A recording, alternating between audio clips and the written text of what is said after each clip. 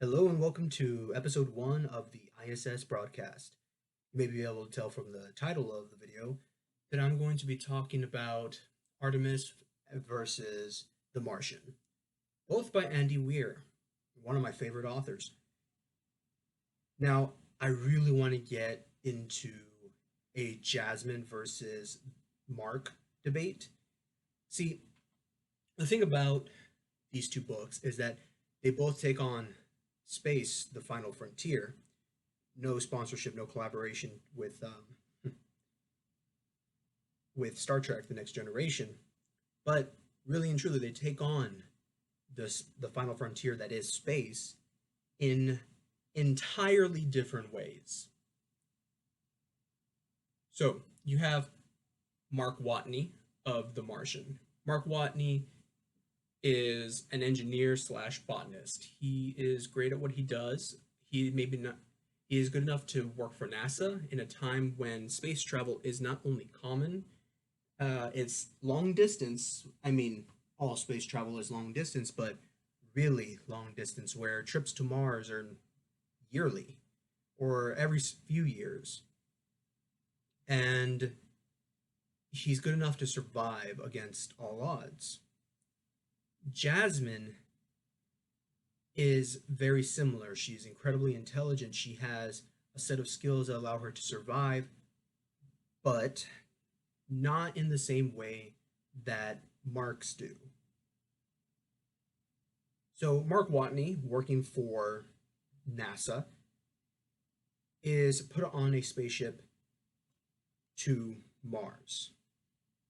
Great. That's why it's called the Martian. I mean, clearly they have to get to Mars at some point. And they do it right away. You start the book on Mars. Jasmine, on the other hand, is on Artemis, the first and only space colony. So here we're going to hit spoiler territory. So if you're not prepared, you have been warned. Mark is left to die, not intentionally. His crew get caught in a storm, and in that storm, Mark gets blown away. He gets tossed and thrown and beat up, and he lands in a whole bunch of different places, and eventually gets stabbed to the point that he loses so much blood that his heart rate just plummets. And his crew is forced to leave, otherwise they will all die. It's not a fun scenario for Mark. He's alone, utterly alone. And when he comes to, he more or less forgets what has happened in the last few hours because he passed out. But he is intelligent enough and enough of an engineer, mentally that is, to work through the steps of what happened. He knew he got blown away, and then he saw the little piece of metal sticking out of him, and he realized that he had hit a satellite or a piece of shrapnel, and that stuck in him. He works out how the blood clotted and kept all the air, or the minimum amount of air necessary for him to survive. His suit failed in certain ways that allowed him to survive, and it succeeded in other ways that allowed him to survive. Really, it's a miracle that he is alive. Well, he has nothing. He has food, but it is not enough. He has an infinite amount of water. He has figured that out. Any water that he expels from his body is fixed up, it is cleaned, it is filtrated, it is sanitized, and it is given right back to him. Water is not an issue. It's kind of gross, but it's not an issue. It's food, calories, and nutrition. But then nutrition isn't an issue once he recognizes that he has multivitamins to last for years. He is fine. It is literally just a calorie deficit that is the only issue. So he says, I'm going to science the shit out of this, and gets to work. setting up a greenhouse, setting up crops in the form of potatoes. They give him, out of what he has available to him, they give him the highest number of calories that he needs or can get out of any of the other foods. And like I said before, a lot of people misunderstand saying that, oh, he was going to become malnourished, and no, he was never going to become malnourished. Again, he does address that in the book. He has multivitamins to last him forever. The nutrients from the potatoes are not necessary. It is just the calories that are necessary. And he strips apart everything that he can to get fertilizer. Fertilizer is the biggest issue because there is no bacteria on Mars. There is no, or at least none that we recognize that could help with farming. And they don't recognize any either. So what does he do?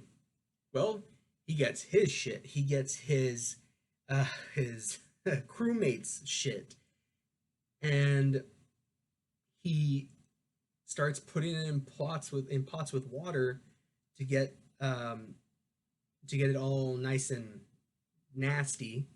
Yeah. But here's the thing. They don't have bacteria, none of them. They are all sterilized in order to prevent mass infection or disease spread, a plague in space. And granted, while that wouldn't affect anyone else, this universe still hinges on the idea that we are barely exploring, we humans that is, are barely exploring, while we haven't made any significant contact or any contact with any extraterrestrial life. So Mark figures this one out too. What he does there is he gets his shit specifically because he's immune to all the microbes and parasites and bacteria that are in there, and he sticks it in the other pots of shit, and he lets the bacteria grow, and they break down food, they break down nutrients, and then he places them in the soil that he has collected from Mars. Then he plants his potatoes, he cuts them up into the right size, he plants them. Now the issue is water. He had a finite amount of water that was infinite to him, but now that he has to grow other living things, he no longer has an infinite water supply. So he takes the fuel from a piece of the ship that brought him down to Mars, and he starts messing with all the machinery because he is a mechanical engineer and can do that. And he takes it apart chemically. He takes apart the fuel chemically, and he nearly blows himself up. Yeah, they're one of the byproducts of the fuel is hydrogen, and because of that, the hydrogen blows up in his face because there's too much space or too little or whatever between it and a flame. The right mixture is created and blows up in his face. He doesn't blow up, but the air around him does. Then he solves that problem and he starts getting potatoes. Mark is a great character. He is the embodiment of perseverance. But now let's talk about Jasmine. So Jasmine is a porter. She delivers items that people have ordered, and they pay her almost nothing. The one good thing is she gets seniority, so they call her, and she gets first dibs on any deliveries she wants to take on. The great thing is that she, for the most part, can make as much money as she wants within a certain time frame, as long as there is enough supplies being delivered that day. Fantastic. She has a goal in mind.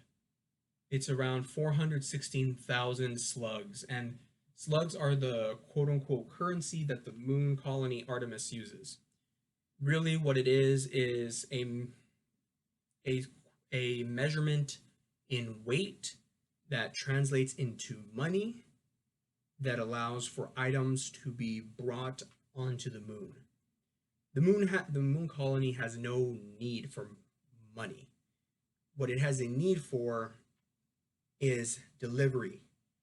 It needs to bring in supplies, food, water. And while water isn't something that it always needs because it does use a filtration system and a treatment system on the moon, it still needs supplies when new people move in every once in a while. So it's still necessary, a necessary evil. So money exists in its own form.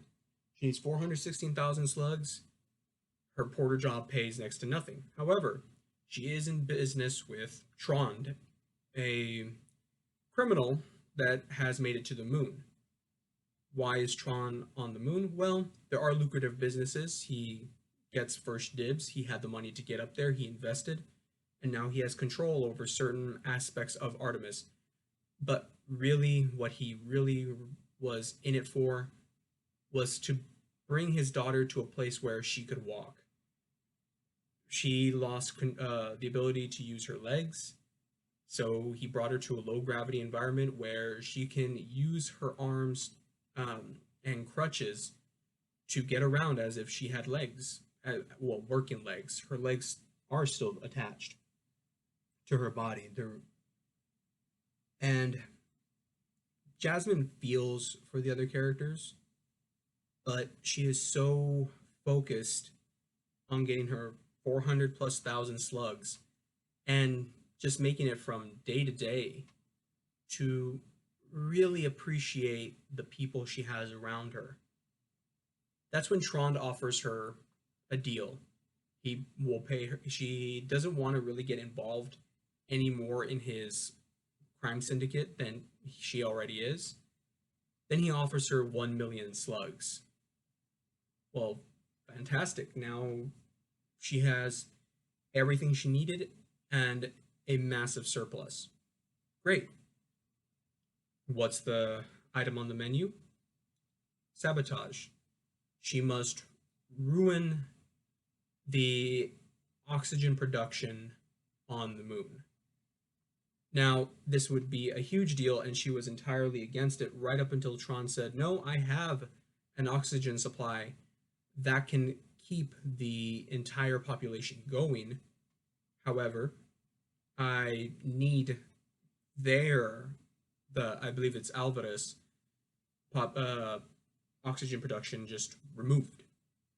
I don't need them to be producing. I need them ended. I need them ended in such a way that even if with the excess production that they have, they would not be able to get back into business. Well, I'd be able to supply the entire colony for a year and just take their contract from them, their unlimited energy contract. So those are the two scenarios. Well, hold on. Jasmine fails. She utterly fails to ruin the Alvarez oxygen production. See, the thing is that someone sees her while she is trying to blow up their harvesters, and they try to kill her. She makes it back in time. She meets up with a friend who she thought wasn't on her side, but turns out he is. And she moves on to the next stage. That's the general plot between the two characters. Now, how does Jasmine solve her issue better than Mark? Well, here's the thing. Jasmine actually fails a lot more often than Mark does. She fixes her issues or her mistakes along the way, making sure that whatever mistake she made is not lethal. Mark, on the other hand, solves every problem first and then goes through with it. The reason for this is where Jasmine has opportunities where her body is her second line of defense. She can run, she can move, she can escape, she can do a whole lot of things physically to protect herself because The Artemis is keeping her safe from the outside environment. However, Mark does not have that luxury. He is stuck out in the middle of space, and while he does have a little containment center for humans on it's like a mini Mars colony, so to speak. It's a single building designed to house a few people and for a short period of time. Okay? Mark, if he messes up any little piece of his hab, he dies. If it can't keep air inside, he dies. If it can't keep moisture inside, he dies. It if it can't produce moisture, it dies. He dies. If he can't produce electricity or doesn't have electricity to produce, such as when the solar panels get damaged or destroyed, he dies. That's the thing. Jasmine can survive just by being herself and moving.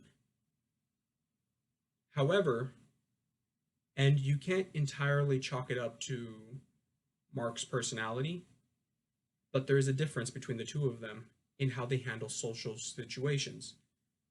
When Jasmine is presented with a social situation, she may hate the circumstance and the path she needs to take. That's fine. We all suffer from that from time to time. We don't want to work with this person. We don't want to work with these people. We don't want to work in a group. We don't want to hurt other people. We don't want to tax other people. We don't want ourselves to be too taxed. There are a lot of things that we can do or we have to do that just strain us mentally, emotionally. And Jasmine faces all of those.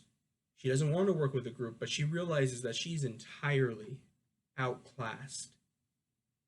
There's a person after her that is the enforcer for the Alvarez Oxygen Production Company. And so she can't survive on her own. And there's a limited amount of time before he has chased her down, and now a new set of enforcers has come in.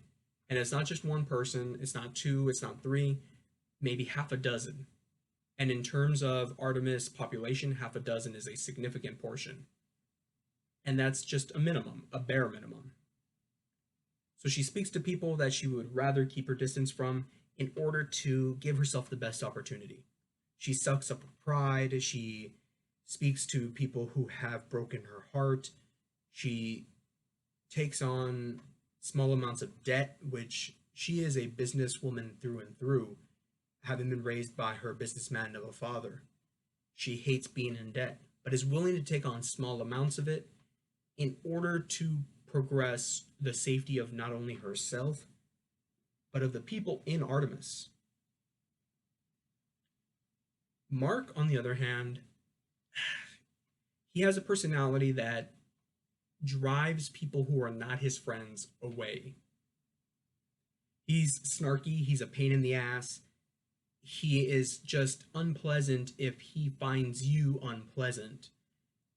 And he will hardly suck up his pride in order to work with the other person or the other people that are willing to help him.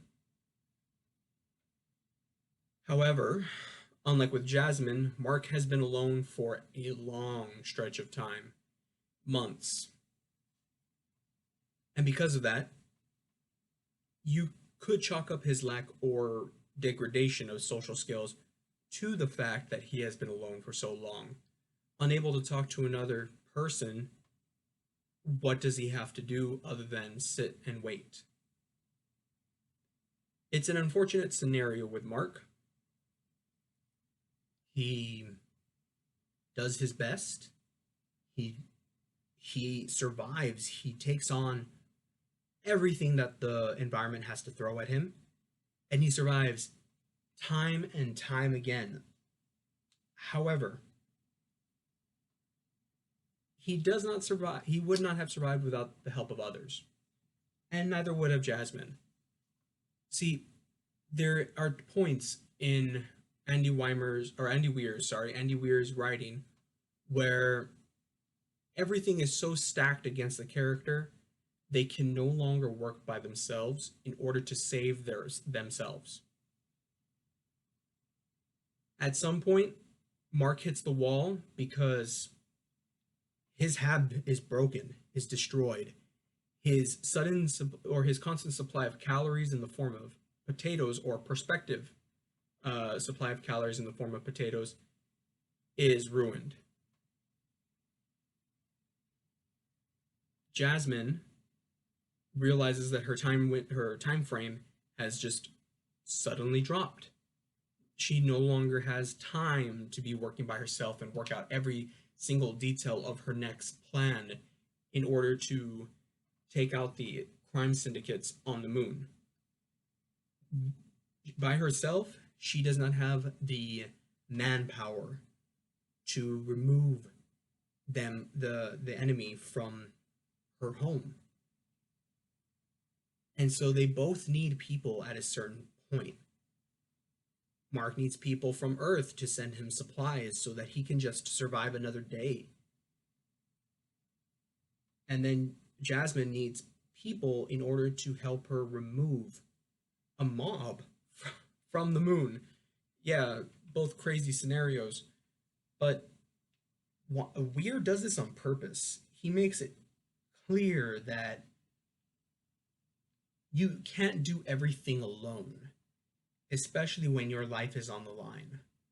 Now, Jasmine it would have taken her years, but achieved her original goal of getting 416 plus or 400 plus thousand slugs. She could have done that on her own. It would have taken her many, many years, and she had plans in order to build up herself and her pen pal back on Earth in order to make tons of money. But the opportunity presented itself, and she refused to let it go by. Not only would she be able to pay the debt that she had acquired when she was younger, she would manage to pull herself out of poverty and live a life of luxury, at least for a year, if not a few months. And that to her is what she wanted. One of her lines in the book is, "I don't want to work. I want to be rich." And Jasmine, oh my God, I could not agree more. If I could just have money handed to me on a daily basis, I don't know what I would do with my time. I mean, I know how I would start. Personally, I would develop a youth program to help children become mentally tougher. Show them small amounts of stress in a safe environment. Kind of like what the Brothers Grimm did with their books. They showed children the most horrendous things they could come up with in their imaginations in the form of a fairy tale. Something that, oh, I'll read this to my child. Of course, times were different back then.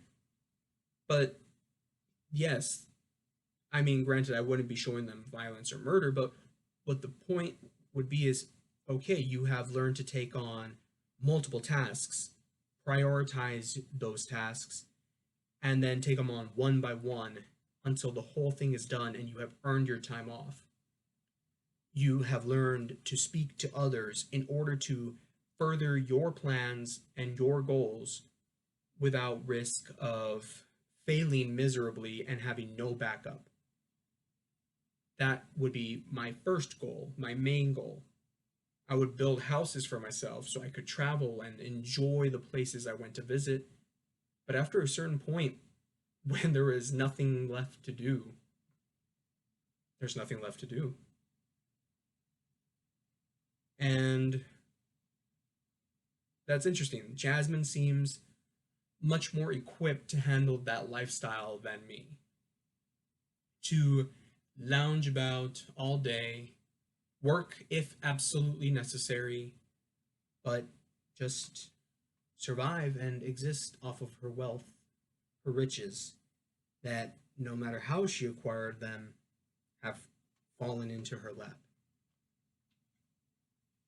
And Mark, well, Mark was working with NASA, and he was willing to work hard for a short period of time to earn credit in the world. Now, not a whole lot. As he mentions in the book, the first trip to Mars was phenomenal. It was something that gave that required celebration. We as a species broke that travel barrier. We made it to a place we thought unreachable years before. We made it. The second one, well, great. You get maybe a speech from a few people, and the hype dies down pretty quickly. Then the third one, a handshake and maybe a cup of coffee with some important people. And I believe he was the fourth. If not, he was the third. But either way, he would gain a little bit of credit for going out in space. It would be a huge boon to whatever he wanted to do later on in life. But for the most part, it had no real benefit other than the experience itself. Ooh, voice crack city, population me. It had no real experience, no real benefit than the experience itself. And so when it comes down to a matter of character, I would say Mark Watney it has a greater constitution than Jasmine. However, when it comes down to character traits and who is more interesting, Jasmine has Mark beaten hands down. She is sinful. If you are particularly religious, she has pride in herself. She has flaws. She is full of flaws. She is seen in a negative light by most of everyone that is around her. They see her as promiscuous, even slutty, that she's gone around and had as much sex as she possibly could have, and she's a screw up. She has let her life slip between her fingers, which in a certain level of paths she has, but they're not so far beyond her beyond her grasp that she could never go and acquire those positions. She's intelligent. She could have been a scientist, a biologist. She could have been an engineer, a great deal of things. She has that capacity, but that's not what she wants. What she wants is to enjoy a good life and not have to work for it, which again, I can understand. And a lot of us can at least understand that to some point or another.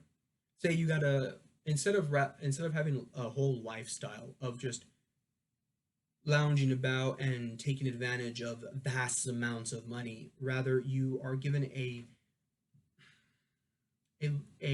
vacation, maybe a month-long vacation where it's all expense paid every year or every other year or even just a couple of weeks. But a lot of people, if not all, can say, hey, I wouldn't mind living in the lap of luxury for a little while. Now, if you live out in the woods or prefer to live out in the woods, wouldn't there be things that you would like to alter in your life to make things both more comfortable? More comfortable, but ultimately greater. See, the woods is great, and I love going out into nature. It calms your mind, it calms your thoughts. But if I had that kind of money, I would plant tons of trees. I would have people come in to trim the grass, not necessarily remove it, but trim it to limit the amount of mosquitoes. Because while I love nature, mosquitoes are an abomination. I know that they're part of the food chain, that they're necessary, but you at some point in your life you probably have thought, man, what would I do with tons of money? And that's why you can relate to Jasmine so much more than Mark. Mark, you don't really know why he's there on Mars. I mean, you know that he wants to be an astronaut. He made it. He's there. You don't just get into NASA because it was an accident, perhaps a series of accidents or quote unquote mishaps gets you into a certain post in NASA, but not as an astronaut. You have to undergo the training, you have to undergo mental and physical evaluations. You have to go in wholeheartedly. But really, we don't know why Mark's there. What was the point? Why is he in that scenario in the first place? Is it just because he wants to be an astronaut, or is there something else to it? If I recall properly, Weir doesn't really take that into consideration. Mark is an astronaut because he is an astronaut. And this really bad thing happens to him, so he's going to get himself out of it. He is capable of doing so, so he will. That's the thing I like about Weir's writing, is that until I really thought about it in just this moment, I had never really considered why Mark was in space. Granted, he wants to do it, he loves to do it, but is that the only reason? Jasmine had no choice in where she went. She got onto the moon when she was 6. She grew up there, she developed there, and that's her home. She doesn't know Earth. She doesn't know anyone on Earth but Kelvin, her pen pal. And even then, she's never met him in person. But she has a purpose. She has something that we can relate to. Not everyone wants to be an astronaut, but at some point in our lives, we all have wished for money. More this, more that, if only temporarily. I think that is entirely fair. So, why is Jasmine and ultimately Artemis better than Mark and the Martian? Well, Jasmine is a relatable character who is willing to put aside her differences, put aside her pride, and assimilate to whatever situation she has presented. On the other hand, Mark suffers from a lack of social skills. Now, that not to say that he is inept socially, but either through his lack of communication with others or his general personality, he nearly pushes away, or he starts to push away the very people who are trying to get him home.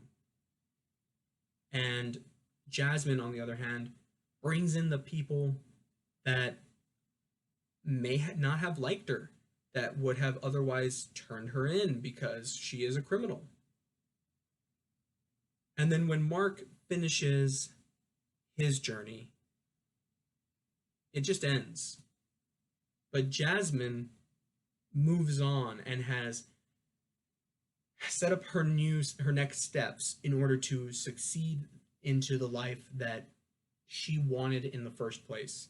She is still young, she still has time, and she will earn that very thing that she wants. And that's why I believe that Jasmine is better than Mark. While Mark earns everything out of survival, at least in the situation he already has, we don't know what it took to get there, but he earns everything for survival. Jasmine earns everything she wants because she is ambitious. And then Artemis is a better book because the people and characters and story and plot that happen in Artemis are not contained on the moon, but primarily happen on the moon. You don't have to outsource the story to Earth like in The Martian. In The Martian, there are points where Mark cannot survive, so he needs people from Earth. So there are sections that are dedicated to the people on Earth. But in Artemis, one person is involved, or one person is from Earth is directly involved, and that's Kelvin.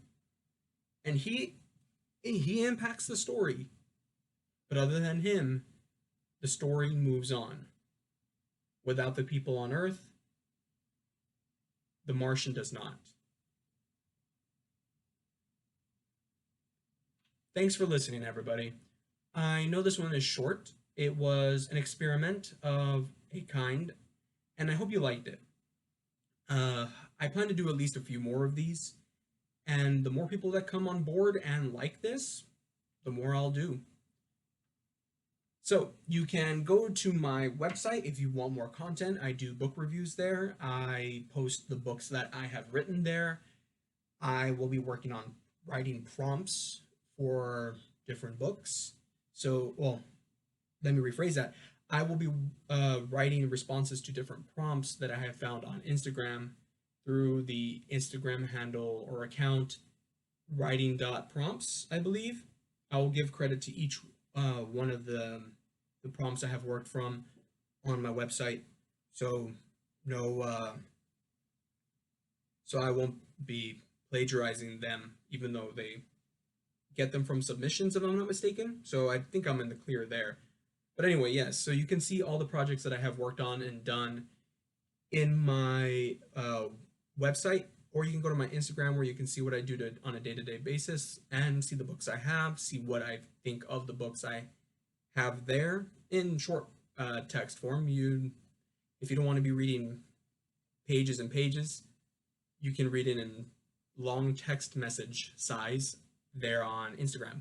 You can see what books I'm reading, what books I'm writing, and you can also see when these videos go up. So there you go. You go to my website for any projects that I have already done. You can go to my Instagram to see what projects I am working on. And you come here for this podcast, and I hope you love it. I hope you enjoy it. And thank you again for listening. You can find everything in the description below in my link tree. Have a great day.